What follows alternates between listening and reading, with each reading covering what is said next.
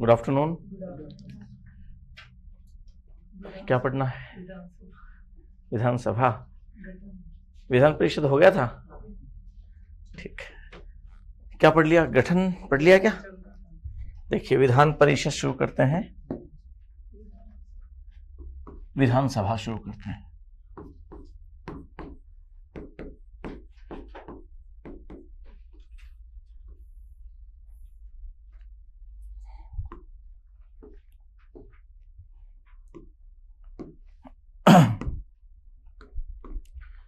विधानसभा में हमने बात की थी कि विधानसभा कौन सा सदन? उच्च सदन की निम्न सदन? निम्न सदन। प्रथम सदन की द्वितीय सदन? प्रथम सदन। और लोकप्रिय सदन, क्योंकि ये जनता का प्रतिनिधित्व करता है। हमने बात ये भी की कि इसका वर्णन किया गया, इसके गठन की बात की गई, वो कौन से आर्टिकल में? विधानसभा के गठन की बात की गई है अनुच्छेद 170 में, 170। और इसके गठन में इसकी मैक्सिमम सदस्य संख्या बताई गई और मिनिमम सदस्य संख्या बताई गई। मैक्सिमम सदस्य संख्या कितनी है इसकी? 500 हो सकती है और मिनिमम 60 हो सकती है, ये कहा गया।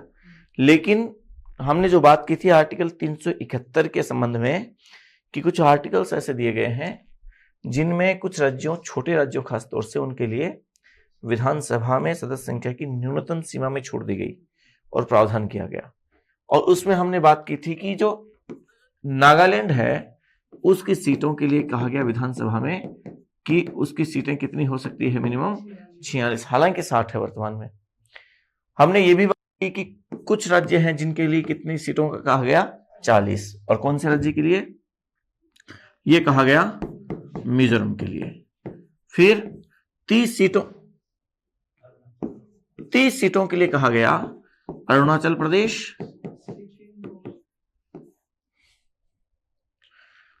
प्रदेश, फिर सिक्किम और गोवा, इनके लिए 30 सीटों का कहा गया। इस तरीके से इनकी सीटें 60 से कम हो सकती है। तो देखिए, 46 तो ये, मिजोरम के 40 और अरुणाचल प्रदेश, सिक्किम और गोवा, इनकी 30 सीटें, ठीक है। तो इस तरीके से मिनिमम जो सीटों के निर्धारण है वो इस तरीके से, मिजोरम की, नागालैंड की वर्तमान में 60 है, मिजोरम की वर्तमान में 40 ही है, अरुणाचल प्रदेश की वर्तमान में 60 है, सिक्किम की वर्तमान में 32 है और गोवा की वर्तमान में 40 है, ठीक है। राजस्थान की 200 सीटें हैं। हमने परिसीमन की बात कर ली थी क्या? लिखा नहीं था, तो परिसीमन एक बार मैं वापस आपसे उस बारे में बात कर लेता हूं और हम उस बारे में थोड़ी सी लिखते हैं। देखिए, परिसीमन क्या है, कैसे है। परिसीमन में देखिए हमने क्या पढ़ा। पहली बात तो यह कि परिसीमन के संबंध में एक सिद्धांत आर्टिकल 170 में, अनुच्छेद 170 में वो दिया गया कि निर्वाचन क्षेत्रों का परिसीमन कैसे किया जाएगा, आवंटन कैसे किया जाएगा, वो बात कही गई, उसकी बात करेंगे। लेकिन उससे पहले ये समझिए परिसीमन कहते किसे हैं। बताइए किसे कहते हैं परिसीमन? परिसीमन का मतलब समान जनसंख्या के आधार पर निर्वाचन क्षेत्रों का सीमांकन। और जब राजस्थान की विधानसभा की सीटें कितनी हैं? 200 है। अब यहां उस सिद्धांत में आर्टिकल 170 में क्या कहा गया? कहा यह गया कि राज्य को निर्वाचन क्षेत्रों में इस रीति से विभाजित किया जाएगा कि प्रत्येक निर्वाचन क्षेत्र की जनसंख्या का अनुपात उसे प्राप्त सीटों की अनुपात से सभी पूरे राज्य में प्रत्येक निर्वाचन क्षेत्र में यथासाध्य एक जैसा हो। उसका जो अनुपात है ना, उसको प्राप्त जनसंख्या और उसको प्राप्त सीट, उससे जो अनुपात हो वो लगभग एक जैसा हो। अब अनुपात का यहां कोई मसला इसलिए नहीं आता क्योंकि शुरुआत के 2 चुनाव में तो आया था, क्योंकि शुरुआत के 2 चुनाव में कुछ सीटें द्विसदस्यीय थी, कुछ सीटें एक सदस्यीय थी। तो जहां द्विसदस्यीय सीट है, जहां 2 सदस्य चुन के जाएंगे और जहां एक सदस्य चुन के जाएगा, तो इसका मतलब जहां 2 सदस्य चुनेंगे उसकी जनसंख्या वो जो एक सदस्य चुने जाएगा उस निर्वाचन क्षेत्र की तुलना में डबल होनी चाहिए। और अगर वर्तमान समय में हमारे यहां सारी सीटें ही एक एक सदस्यीय है, मतलब 200 सदस्य है, निर्वाचन क्षेत्र भी कितने हैं? 200 है। एक निर्वाचन क्षेत्र से एक ही सदस्य चुन के जा रहा है, इसका सीधा सा मतलब क्या हुआ इस सिद्धांत का मतलब कि प्रत्येक निर्वाचन क्षेत्र की जनसंख्या लगभग क्या होनी चाहिए, बराबर होनी चाहिए। ये होगा कि नहीं होगा? ऐसा ही तो होगा कि प्रत्येक निर्वाचन क्षेत्र की जनसंख्या वो लगभग एक समान हो, एक बराबर हो। इसका मतलब क्या हुआ, निर्वाचन क्षेत्र में जो जनसंख्या होगी वो बराबर जनसंख्या के आधार पर वो ये होगा काम। तो 200 निर्वाचन क्षेत्रों में बांटना है, हर निर्वाचन क्षेत्र की जनसंख्या एक समान। तो आपके निर्वाचन क्षेत्र छोटे बड़े होंगे कि नहीं होंगे? क्षेत्रफल छोटा बड़ा हो सकता है। जहां कहां का निर्वाचन क्षेत्र बड़ा होगा? जहां का जनसंख्या घनत्व कम होगा, डेंसिटी कम होगी। और जहां की डेंसिटी ज्यादा है वहां का जो निर्वाचन क्षेत्र का क्षेत्रफल है वो छोटा हो जाएगा, छोटे निर्वाचन क्षेत्र से। तो इस तरीके से हमारे यहाँ निर्वाचन क्षेत्रों का वो निर्धारण किया गया और ये 200 विधानसभा क्षेत्रों में बांटा गया। अब परिसीमन करेगा कौन? तो ये एक तो ये जनसंख्या जो है ना, समान जनसंख्या कहा गया। जनसंख्या शब्द का क्या अर्थ माना जाएगा? मूल संविधान में कहा गया जो पीछे जो जनगणना है जिसके रिजल्ट आए हैं उस जनगणना को माना जाएगा, मूल संविधान में कहा गया। तो देखिए दो बातें हैं, एक तो सीटों का आवंटन, एक सीटों के आवंटन की बात है, एक परिसीमन की बात है। तो सीटों का जो आवंटन किया जाएगा वो तो कौन सी जनगणना के आधार पर किया जाएगा? वो भी पिछली जनगणना के आधार पर। और परिसीमन किया जाएगा वो भी पिछली जनगणना जो भी आया, मूल संविधान में कहा गया। लेकिन जब 42वां संविधान संशोधन आया तो 42वां संविधान संशोधन 1976 में कहा कि देखिए जो सीटों का आवंटन है वो सीटों का आवंटन अब 1971 के आधार पर ही होगा 2000 ईस्वी तक। कब तक? 2000 ईस्वी तक। इस 42वें संविधान संशोधन में कह दिया कि 2000 ईस्वी तक सीटों का आवंटन 1971 के आधार पर होगा। आगे जो भी जनगणना होगी उस आधार पर सीटें बढ़ेगी नहीं, 2000 ईस्वी तक इतनी रहेगी। और परिसीमन इस जनसंख्या के आधार पर कर ही दिया, यह भी 1971 के आधार पर हो ही गया था, तीसरे परिसीमन आयोग ने कर दिया था। लेकिन जब 84वां संविधान संशोधन हुआ 2001 में, उस 84वें संविधान संशोधन द्वारा क्या कर दिया गया प्रावधान?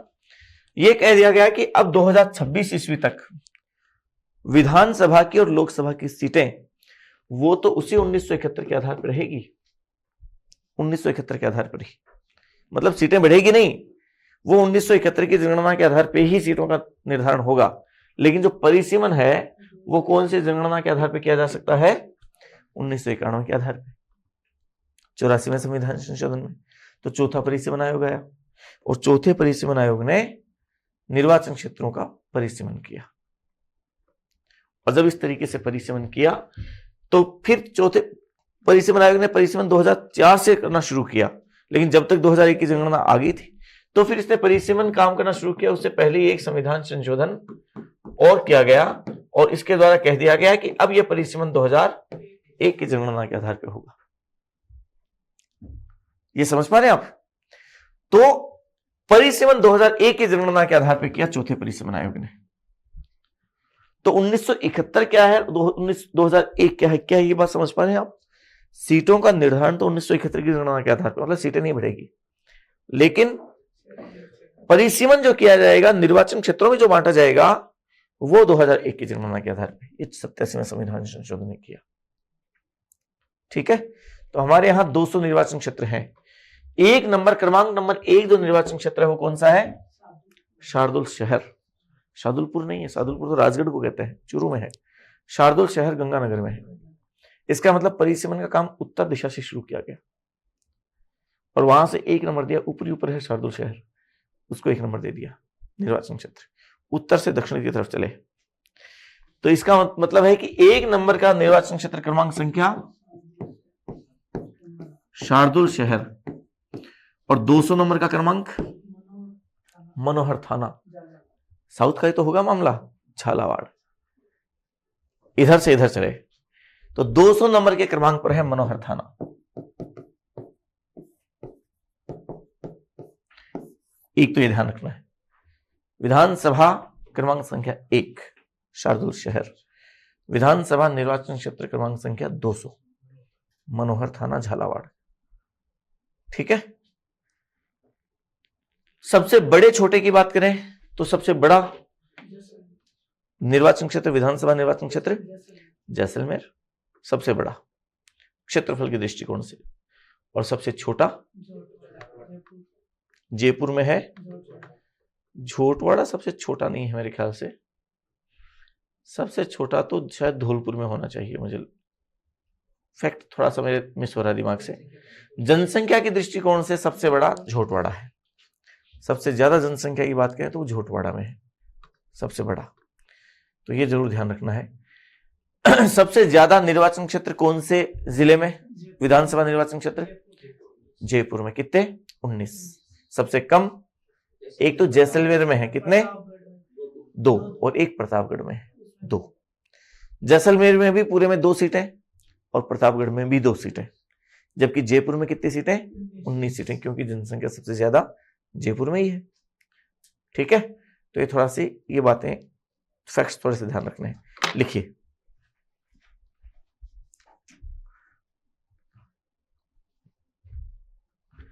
परिसीमन, पूरा ही लिखाना ना, कुछ लिखा हुआ था क्या पहले से? पूरा लिखा। 2026 तक सीटें बढ़ाई नहीं जा सकती, दिखाओ मुझे। अच्छा, वो गठन के बारे में लिखा है अभी, हाँ, कि 2026 तक नहीं बढ़ाई जा सकती, सीटों का निर्धारण 1971 के आधार पर ही होगा। ये ठीक है, फिर ठीक है। लिखिए आप परिसीमन।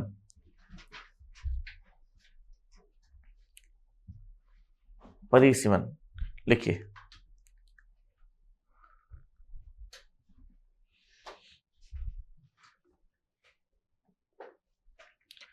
लिखिए विधानसभा के निर्वाचन क्षेत्रों को, विधानसभा के निर्वाचन क्षेत्रों का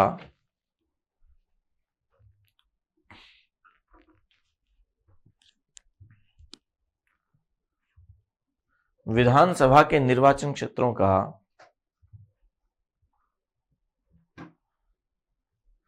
समान जनसंख्या के आधार पर सीमांकन करना, समान जनसंख्या के आधार पर सीमांकन करना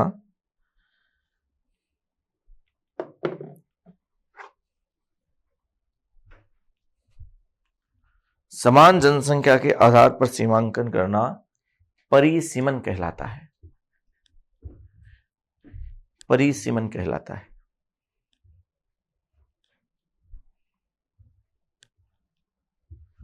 परिसीमन कहलाता है। लिखिए आगे अगली पंक्ति में, अनुच्छेद 170 के अनुसार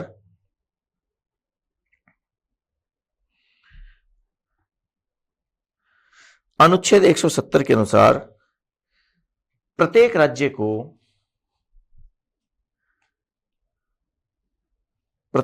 को निर्वाचन क्षेत्रों में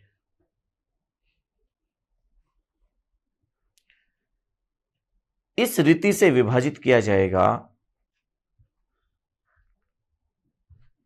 इस रीति से विभाजित किया जाएगा कि इस रीति से विभाजित किया जाएगा कि प्रत्येक निर्वाचन क्षेत्र की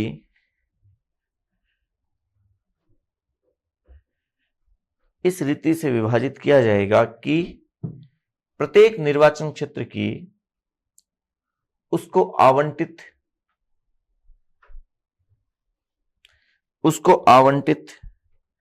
सीटों की संख्या से अनुपात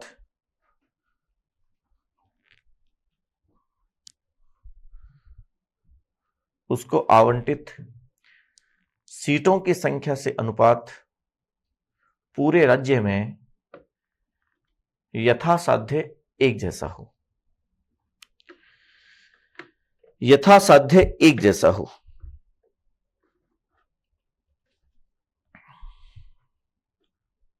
यथासाध्य एक जैसा हो।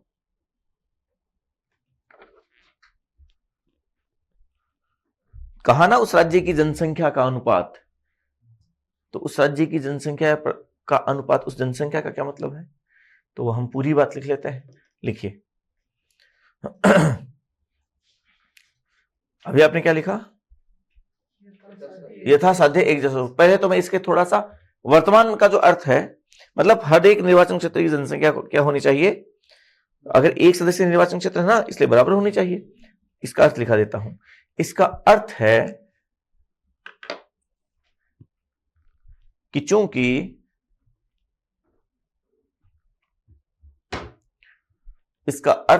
चूंकि वर्तमान समय में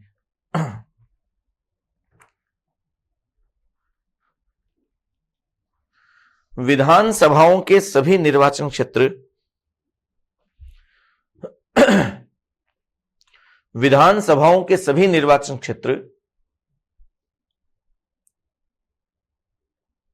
एक सदस्यीय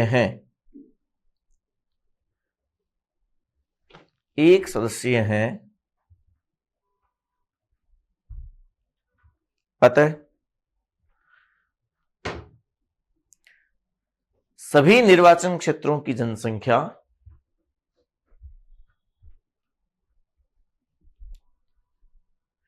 यथासाध्य समान होनी चाहिए। सभी निर्वाचन क्षेत्रों की जनसंख्या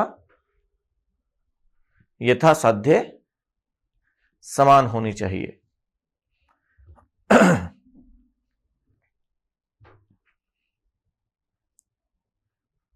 लिखें अगली पंक्ति में,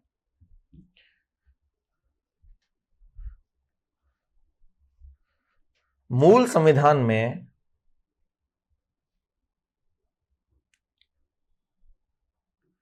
जनसंख्या से तात्पर्य यह था, जनसंख्या से तात्पर्य लिखे, मूल संविधान में जनसंख्या से तात्पर्य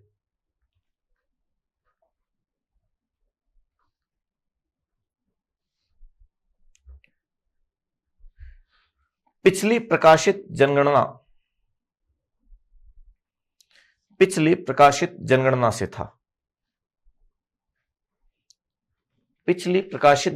से था।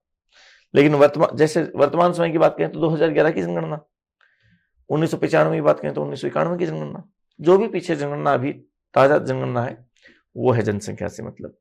लेकिन 42वें संविधान संशोधन में इस जनसंख्या का मतलब क्या कर दिया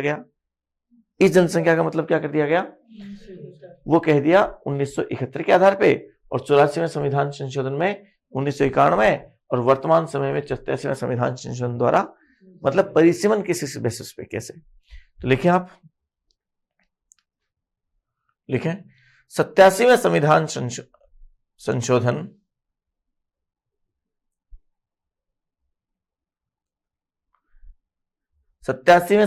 संशोधन द्वारा 2003, 87वें संविधान संशोधन 2003 द्वारा परिसीमन हेतु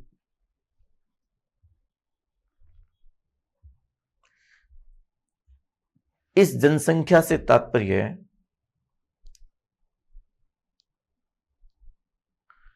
2001 की जनगणना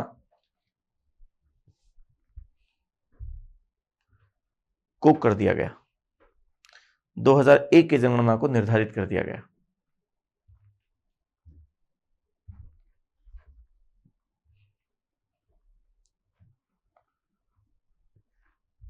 अब हम थोड़ी और बात करते हैं,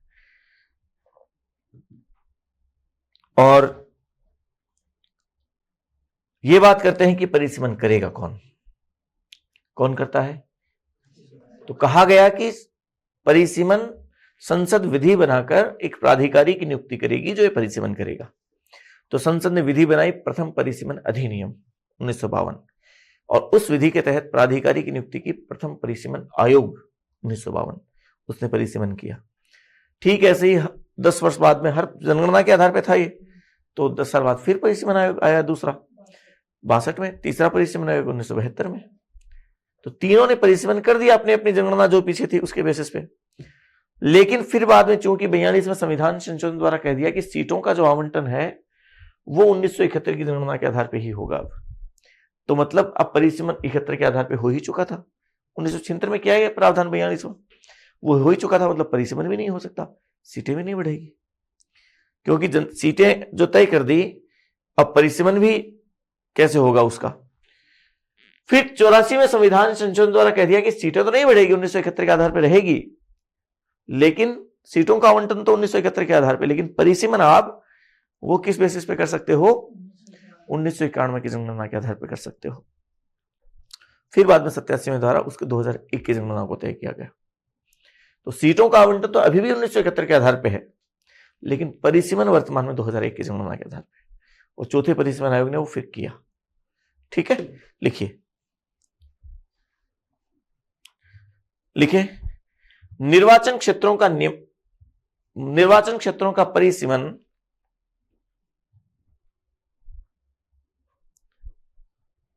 करने हेतु संसद विधि बनाकर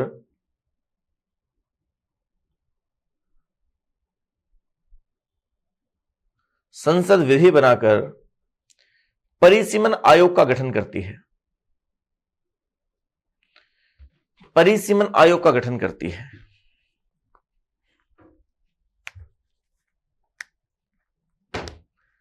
परिसीमन आयोग का गठन करती है। लिखें, अब तक 4 परिसीमन आयोग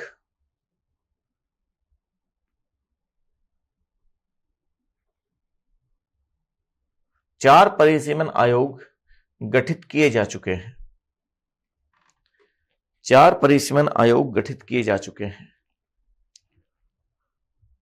अगली 4 लाइनों में लिख लीजिए। 1 नंबर पे लिखें पहला परिसीमन आयोग 1952, फिर अगली पंक्ति में लिखें दूसरा परिसीमन आयोग 1962,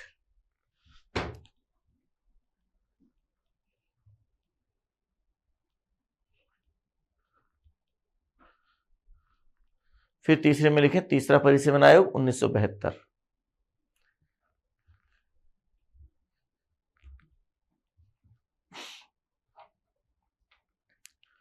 और फिर चौथा परिसीमन आयोग 2002।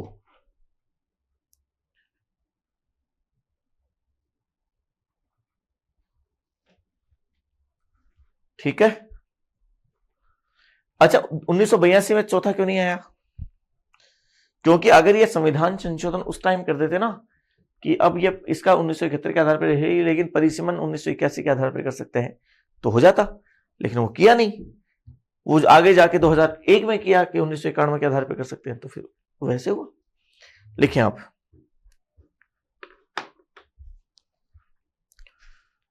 लिखें 42वें संविधान संशोधन 1976 द्वारा सीटों के आवंटन हेतु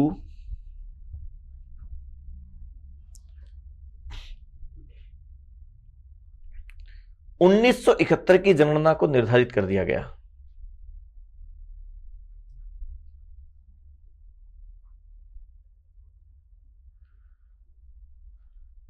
निर्धारित कर दिया। कोष्टक में लिखेंगे 2000 ईस्वी तक, 2000 ईस्वी तक का ही मामला था। फिर लिखें अगली पंक्ति में, लिखे 84वें संविधान संशोधन 2001 द्वारा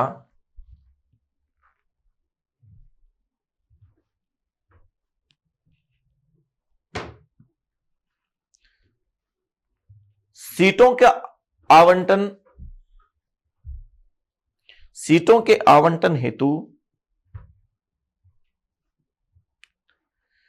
2026 ईस्वी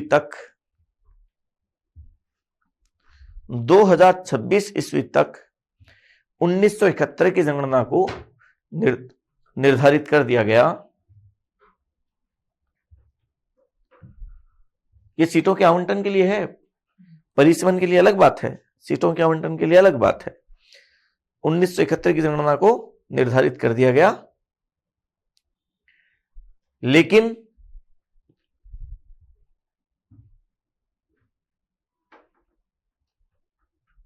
यह प्रावधान किया गया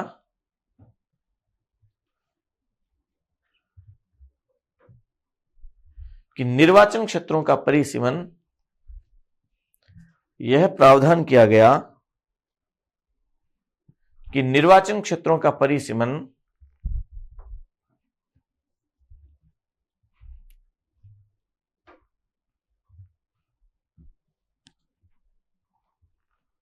1991 की जनगणना के आधार पर किया जा सकता है।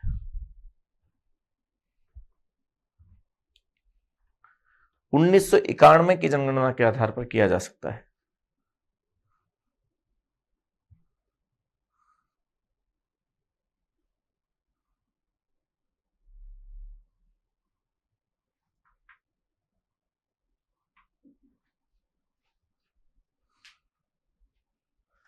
उन्नीस सौ इक्यानवे की जनगणना के आधार पर किया जा सकता है। फिर लिखें 87वें संविधान संशोधन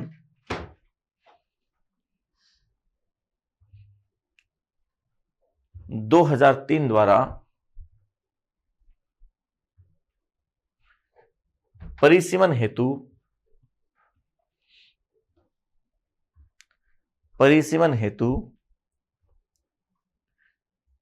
2001 की जनगणना को निर्धारित किया गया।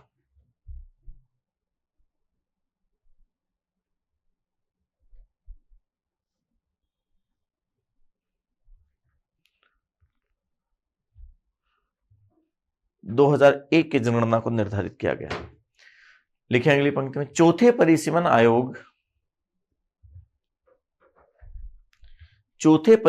आयोग ने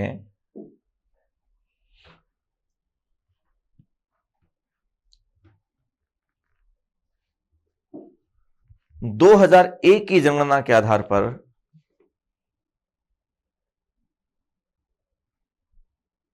2001 की जनगणना के आधार पर 2004 से 2008 तक परिसीमन का कार्य किया। 2004 से 2008 तक परिसीमन का कार्य किया। परिसीमन का कार्य किया।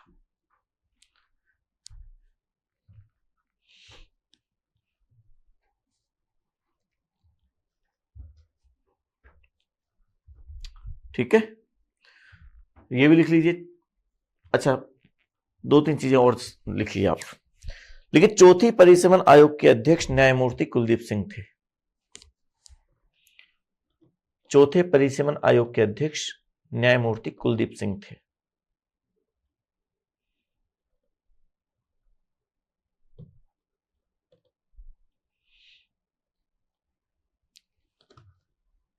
अच्छा, विधानसभा के निर्वाचन क्षेत्रों का परिसीमन कौन सा परिसीमन आयोग करता है? एक ही है, अलग अलग नहीं है। लेकिन आप परिसीमन आयोग, अगली पंक्ति, परिसीमन इसकी बात कर रहा हूं, सीटों के आवंटन की बात। वो 170 में लिखी गई है ना।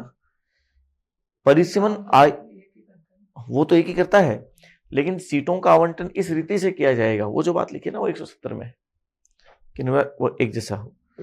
लिखें आप आगे,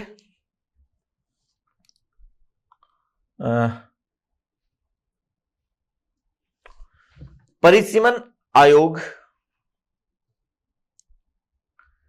लोकसभा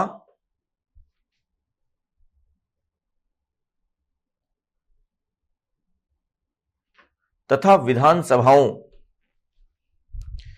के निर्वाचन क्षेत्रों का परिसीमन करता है।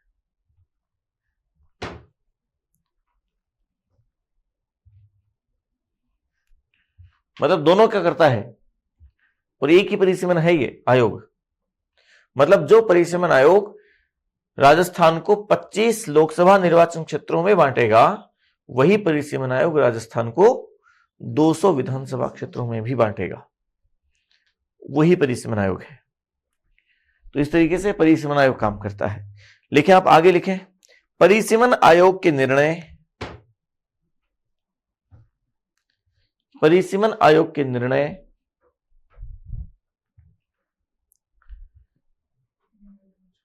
वर्तमान में चल रही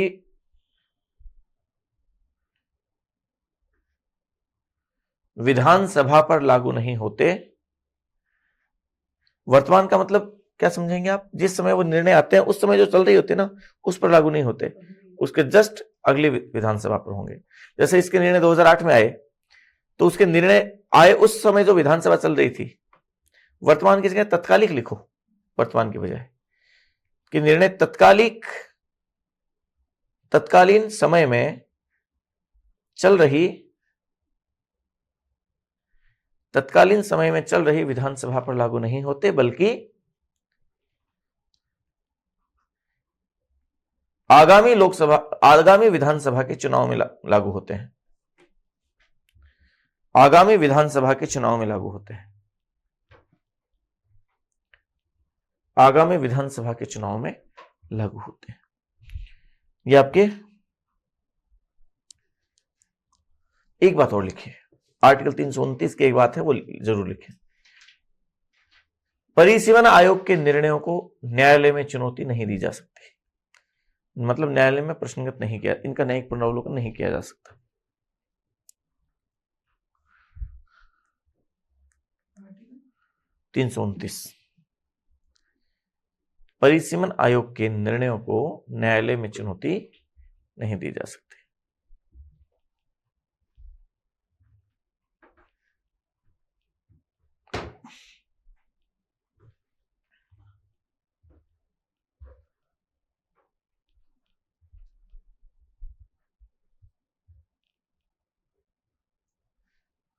नहीं दी जा सकती, ठीक है। फिर लिखिए आप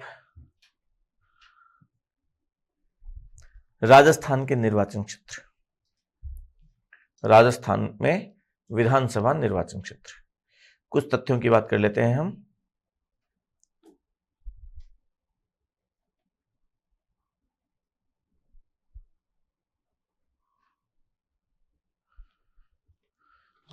निर्वाचन क्षेत्र डैश करके तो लिख लीजिए 200 है, लेकिन विधानसभा क्रमांक संख्या 1, विधानसभा निर्वाचन क्षेत्र क्रमांक संख्या 1, विधानसभा निर्वाचन क्षेत्र क्रमांक संख्या 1।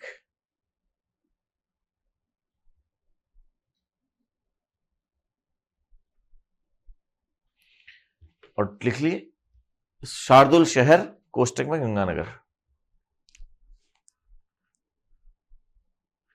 शार्दुल शहर गंगानगर। जस्ट अगली पंक्ति में लिखें विधानसभा निर्वाचन क्षेत्र क्रमांक संख्या 200।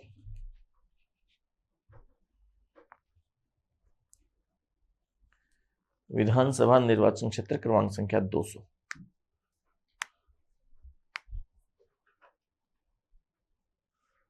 और वो लिख लीजिए मनोहर थाना, कोष्टक में लिख लीजिए झालावाड़।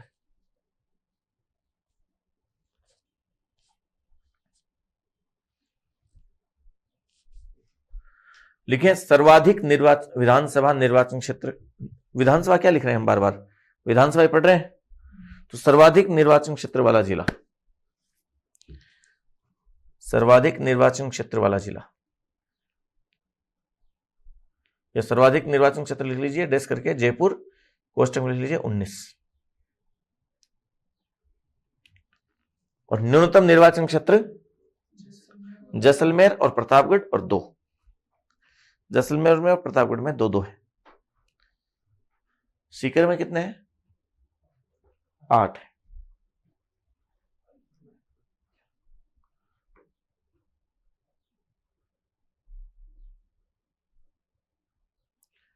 जैसलमेर और प्रतापगढ़ 2-2, ठीक है। फिर देखिए सबसे बड़ा विधानसभा निर्वाचन क्षेत्र, क्षेत्रफल की दृष्टिकोण से सबसे बड़ा निर्वाचन क्षेत्र जैसलमेर,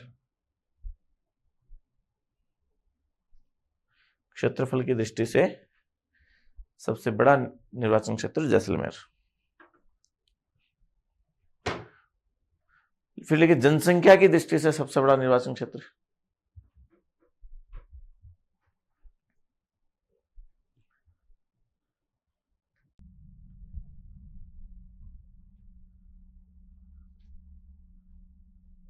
झोटवाड़ा जयपुर।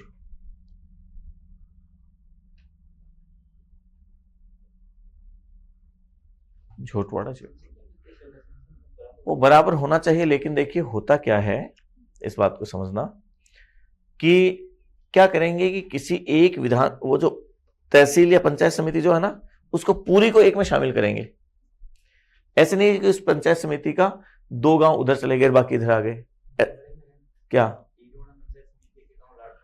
क्या अच्छा, उसमें विधानसभा निर्वाचन में हो जाता है ऐसे भी, लेकिन सामान्यतः ऐसे रखते हैं कि उसको मोटे मोटे तौर पे इस तरीके से ऐसे करते हैं कि उसकी प्रशासनिक वो जो है ना, वो ढांचा वो बिखरे नहीं ज्यादा, उसमें ज्यादा बिखराव ना हो, तो इसलिए उसमें क्या करते हैं, इसलिए उसमें मोटे तौर पे ऐसे रखते हैं, तो उससे क्या थोड़ी बहुत जनसंख्या ऊपर नीचे हो जाती है।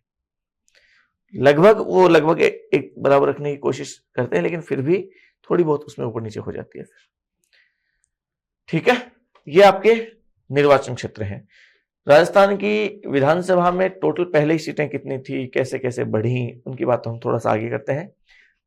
कौन कौन से राज्य की कितनी कितनी विधानसभा सीटें वो बताने की जरूरत थोड़ी है, केवल राजस्थान आपके तो वो बताने की जरूरत थोड़ी है।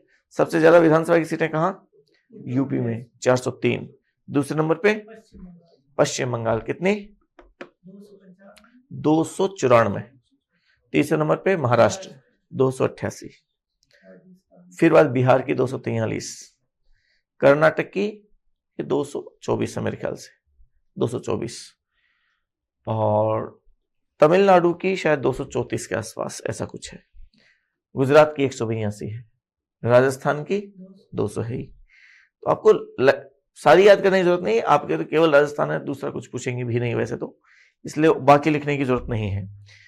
पहले हम आरक्षण की बात कर लेते हैं, फिर हम राजस्थान में सीटें किस तरीके से बढ़ी वो एक साथ बात कर लेंगे।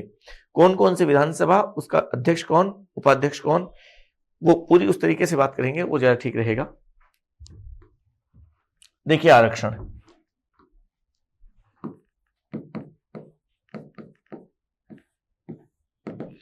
अनुच्छेद 332, आरक्षण के मामले में कहा गया कि विधानसभाओं में उस राज्य की जनसंख्या में एससी एसटी के जनसंख्या के अनुपात में उनकी सीटें आरक्षित होंगी, आर्टिकल 332 कहता है। और इस बेसिस पे एससी को और एसटी को दोनों का आरक्षण। तो जब 200 सीटें राजस्थान में हैं और एससी की जनसंख्या अपने यहां पे कितने % आरक्षण दिया गया है, वैसे 17 है ना, तो एससी की सीटें कितनी हो गई, 200 में 34 होगी, 100 में 17 है, 200 में 34 होगी। एसटी का आरक्षण कितना है अपने यहाँ पे 12.5%, तो यहाँ एसटी की सीटें भी कितनी है 25, उस अनुपात में ही तो है। किसी राज्य की जनसंख्या में एससी और एसटी की जनसंख्या के अनुपात में उसको सीटें प्रदान की जाएगी। ठीक है, तो ये एससी की सीटें अपने यहाँ राजस्थान में 34 है, एसटी की 25 है। देखिए आप आरक्षण, अनुच्छेद 332,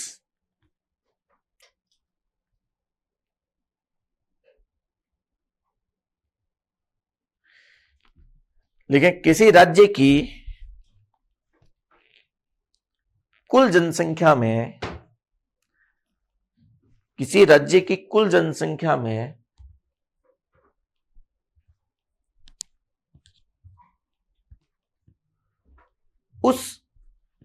किसी राज्य की जनसंख्या, कुल जनसंख्या में अनुसूचित जाति और अनुसूचित जनजाति की, अनुसूचित जाति तथा अनुसूचित जनजाति की जनसंख्या के अनुपात में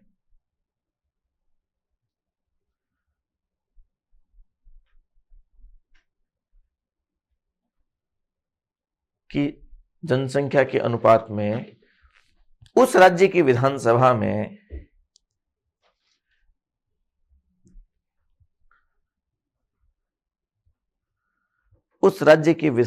में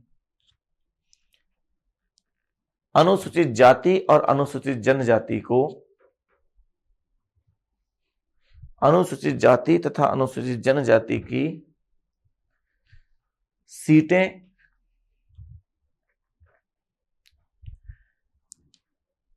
आरक्षित होती हैं, आरक्षित होती हैं। लिखें, राजस्थान में कितनी सीटें हैं, राजस्थान विधानसभा में SC/ST की, राजस्थान विधानसभा में SC/ST का आरक्षण। लिख लीजिए, SC की सीटें 34, ST की सीटें 25। अच्छा, महिलाओं को कितने % आरक्षण है? 50 है कि 33 है? महिलाओं का 33 करेंगे कि 50 करेंगे? पहले था, अब कितना है? पक्का 200 में से 100 सीटें महिलाएं हैं क्या? अरे विधानसभाओं में महिलाओं को आरक्षण नहीं है। हाँ, एक जगह की बात को दूसरी जगह पे लागू नहीं करना है। बस ऐसे पूछते तपाक से 1/3 या 50% सीधे निकलता है। तो ध्यान रखना है, वो पंचायतों की बात है, नगर पालिकाओं की बात है। लोकसभा में और विधानसभाओं में महिलाओं का आरक्षण नहीं है। ठीक है, लिख लीजिए ये बात। सोच रहे हैं कि 33 से बढ़ाया तो था, 50 कर दिया था, लेकिन विधानसभाओं में महिलाओं को आरक्षण प्रदान नहीं किया गया है।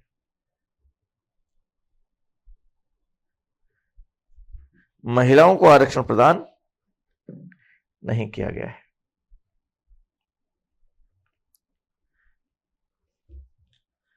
महिलाओं को आरक्षण प्रदान नहीं किया गया है।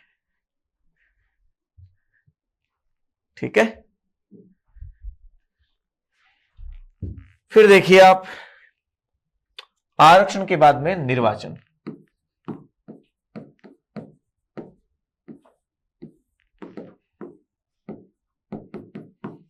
अनुच्छेद 170, विधानसभा के निर्वाचन क्षेत्रों और विधानसभा के चुनाव कैसे होते हैं? तो बताइए कैसे होते हैं? प्रत्यक्ष रूप से होते हैं। प्रत्यक्ष चुनाव है, एक बात तो प्रत्यक्ष होते हैं, ठीक है। प्रत्यक्ष निर्वाचन मतलब सीधे आम जनता वोटिंग करती है। कौन सा सिद्धांत काम आता है? सार्वभौमिक वयस्क मताधिकार। सार्वभौमिक वयस्क मताधिकार।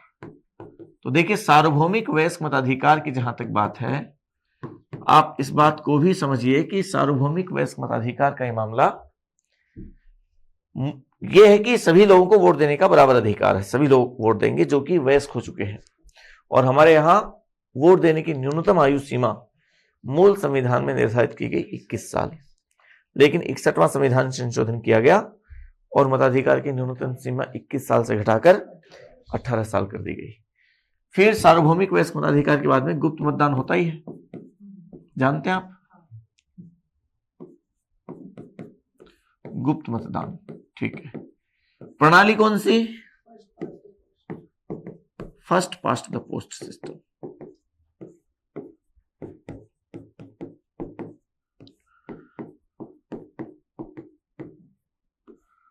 First past the post system, ठीक है। इस पद्धति से चुनाव होते हैं, first past the post system. नहीं जानते? वोट दिया कभी? वोट दिया कभी? वोट देते हैं तो हम जो चुनाव में वोट देते हैं ना, वो first past the post system है। सुनने में थोड़ा सा कठिन है, समझने में सबसे आसान है। इसमें क्या होगा? वोट किसको देना है? एक को वोट देना है, जितने भी खड़े हो चाहे। First past the post system का मतलब है जीतेगा कौन? जिसके सबसे ज्यादा वोट आएंगे, जो सबसे आगे वही विजेता। तो आपके दिमाग में फिर ये आ रहा होगा कि कोई और पद्धति भी होती है क्या जिसमें सबसे कम वोट मिलते हैं वो जीतता है? ऐसा नहीं है। लेकिन मान लीजिए कि टोटल वोट 100 हैं, तो जीतने के लिए कितने वोट चाहिए बताइए? 51 चाहिए? कोई जरूरी नहीं है। जिसको 10 वोट मिले, 20 वोट मिले, वो भी जीत सकता है, बशर्ते कि उसे सबसे ज्यादा वोट मिले। First past the post system का मतलब कुल मतों का बहुमत प्राप्त करना जरूरी नहीं है। जैसे मैं आपको समझाऊं कि किसी निर्वाचन क्षेत्र में मान लीजिए 1 लाख की जनसंख्या है, मान लीजिए टोटल, और 80,000 लोगों ने वोट दिया है, और ए कैंडिडेट को वोट मिले 10,000, और बी से लेकर 10 कैंडिडेट है, मान लीजिए बी से लेकर जे तक, ये बाकी के जो 9 कैंडिडेट हैं इनको वोट मिले कितने? 17,000 मिले। लेकिन ये 70,000 वोट इन 9 कैंडिडेट्स में इस तरीके से बंट गए कि किसी को भी 10,000 नहीं मिले। कौन जीता? कितने वोट मिले? कितने में से? 1 लाख में से कितने वोट मिल रहे हैं? 10,000। जीता कि नहीं जीता? केवल 10% वोट मिले हैं इसको 1 लाख में से, लेकिन जीत गया है। तो 50,000 वोट लेने की तो जरूरत नहीं है। समझ रहे हैं आप? ये first past the post system है। सरपंच के चुनाव में, पंच के चुनाव में, विधायकों के चुनाव में, लोकसभा चुनाव में, बस यही पद्धति काम आती है। जहां जहां हमारे यहां प्रत्यक्ष चुनाव है, वहां वहां हमारे यहां first past the post system है। क्या ये समझ आ रही है आपकी बात? निर्वाचन लिखिए आप, निर्वाचन अनुच्छेद 170।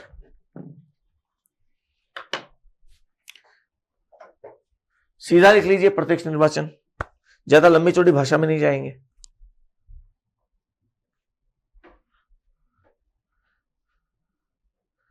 लेकिन सार्वभौमिक वयस्क मताधिकार,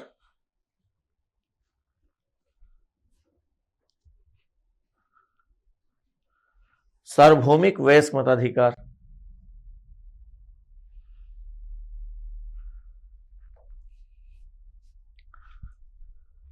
सार्वभौमिक वयस्क मताधिकार में एक बात और लिखा दे, चलिए उसको नीचे बाद में लिख लेंगे। फिर लिखें गुप्त मतदान।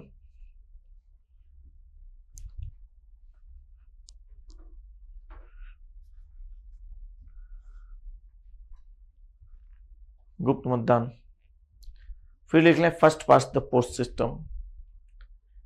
अच्छा, हमारे यहां प्रादेशिक निर्वाचन क्षेत्र है या व्यवसायिक निर्वाचन क्षेत्र है? प्रादेशिक है ना, प्रदेश बंटे हुए हैं, 25 टुकड़े कर दिए, 200 टुकड़े कर दिए। कोई प्रतिनिधि प्रदेश का ही, किसी क्षेत्र का ही तो प्रतिनिधित्व करता है, व्यवसाय का प्रतिनिधित्व थोड़ा ना करता है। तो बाई चांस पूछ ही ले तो लिख लें प्रादेशिक निर्वाचन क्षेत्र, या प्रादेशिक प्रतिनिधित्व लिख लीजिए। प्रादेशिक प्रतिनिधित्व, क्षेत्र का प्रतिनिधित्व करता है कोई भी विधायक। प्रादेशिक प्रतिनिधित्व। एक बात और भी लिख लीजिए, एकल सदस्य निर्वाचन क्षेत्र है या बहुसदस्यीय? तो लिख लीजिए एक सदस्यीय निर्वाचन क्षेत्र। समझ आ रहा है आपको? ये सब बातें हैं। अब देखिए एक बात लिख लीजिए, लेकिन मूल संविधान में मताधिकार की न्यूनतम आयु सीमा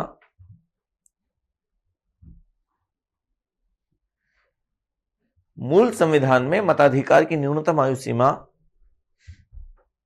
21 वर्ष निर्धारित थी।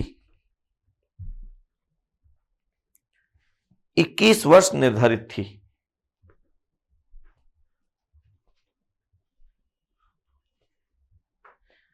इकसठवें संविधान संशोधन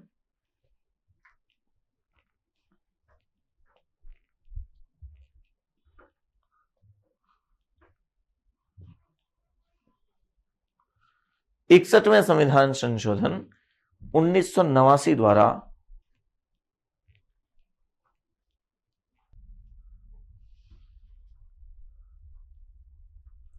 इसे 18 वर्ष कर दिया गया।